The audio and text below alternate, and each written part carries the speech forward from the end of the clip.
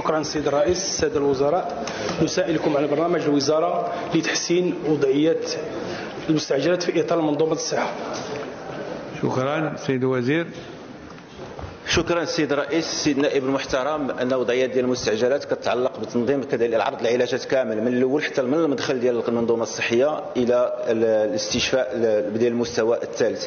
فبالتالي ديما كنردد واحد الرقم، كنعيشوا معاناه في القسم ديال المستعجلات، لانه اولا كاين واحد الاكتظاظ في المستعجلات وكاين نقص ديال الموارد البشريه، وهذا كيخلق واحد التشنج وواحد الصعوبه في العمل وحتى بالنسبه للاستقبال. فبالتالي خصنا نعرفوا بانه 80% ديال الحالات اللي كتمشي للاستعجال ماشي حاله مستعجله، ولهذا ان خصها هي الاولى تمشي يعني المستوصفات ومراكز ديال الصحه ديال القرب باش يمكننا نخفوا الضغط، وهذا داخل في الفلسفه ديال المسلك ديال العلاجات واللي هو حنا كنقدموا عليه ان شاء الله باش يمكننا نحينوه.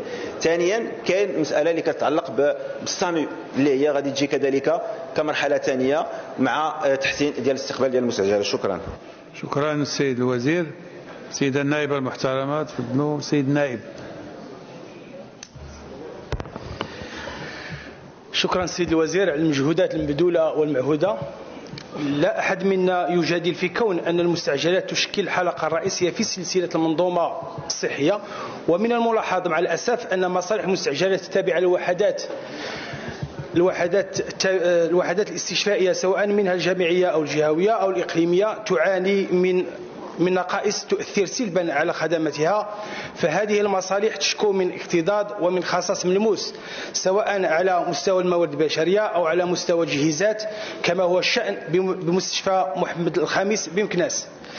لذا أطلب منكم سيد الوزير المزيد من العمل على الارتقاء بهذا القطاع من خلال رصد اعتمادات كافية لتعزيز الموارد البشرية وتأهيل جهازات الوحدات الاستشفائية على الصعيد الوطني، وأخص بالذكر مستشفى محمد الخامس بمكناس الذي يسدي خدمات لعدد كبير من الساكنة.